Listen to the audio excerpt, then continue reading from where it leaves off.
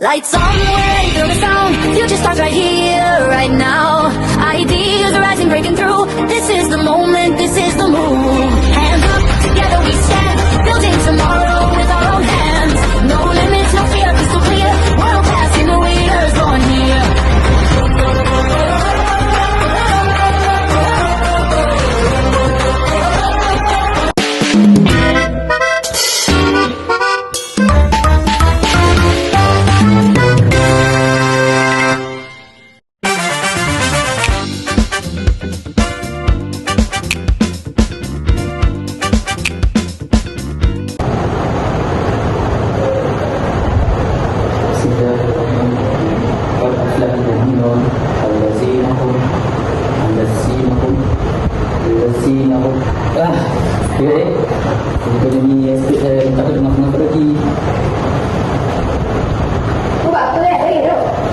Aku susah nak melafaz soalan ni.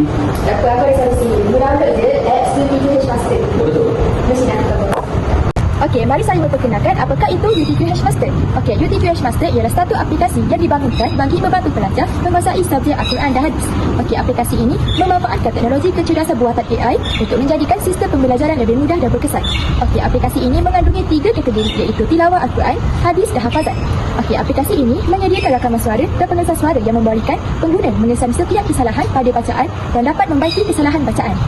Sasaran aplikasi ini ialah pelajar tingkatan 4 dan pelajar tingkatan 5 yang bakal menghadapi UTQH SPM. Okey, saya akan menerangkan berkenaan keunikan aplikasi. Okey, yang pertama, aplikasi ini menggabungkan pembelajaran tilawah, hafazan dan hadis dalam satu platform. Okey, yang kedua, aplikasi ini membantu pelajar belajar secara kendiri tanpa ada batasan masa dan tempat. Okey, yang ketiga pula, aplikasi ini menjadikan pembelajaran agama lebih menarik melalui pendidikan digital. Okey, aplikasi ini juga mempunyai banyak kelebihannya. Sebagai contoh, aplikasi ini memudahkan pembelajaran secara digital dan fleksibel. Okey, yang kedua, aplikasi ini menyokong pembelajaran abad ke-21 yang berteraskan teknologi. Yang ketiga, ia dapat membantu pelajar menguasai UTQH dengan sempurna dengan bimbingan muka, rekaman suara dan pengesan suara. Seterusnya, kesan positif daripada aplikasi ini. Yang pertama, pelajar dapat menghafaz ayat dengan lebih cepat dan berkesan.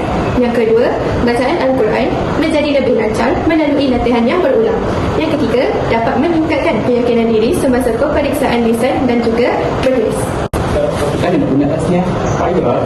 Man, 之前讲 Oh, bagus. dah kena tanya, kena guna apps-nya? Belajar akan masyarakat. Syarah kita masih je. Apa? Dah kena tanya, kena guna apps-nya? Bisa ni senang je. Gini. Okey Aziz, dekat dalam apps ni ada hafazan.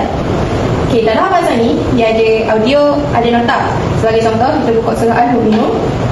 Ini untuk audio dia. قد أفلح المؤمنون. Lepas tu ni nota ayat. Lepas tu Aziz boleh try ujian hafazan. Kalau Aziz betul, dia tubik warna hijau. Kalau Aziz betul lah. Bismillahirrahmanirrahim. Qad aflahal mu'minin. Salah je. Jangan hati pula. قد أفلح المؤمنون. Oh, kita punya. Tengok kat atas ni. Kelebihan aplikasi ini ialah yang pertama, akses yang mudah melalui peranti mudah alik. Yang kedua, kandungan yang tersusun mengikut topik pembelajaran. Yang ketiga, membolehkan pembelajaran secara berulang untuk meningkatkan pembelajaran dan penguasaan pelajar. Yang keempat, kandungan yang tersusun mengikut topik pembelajaran.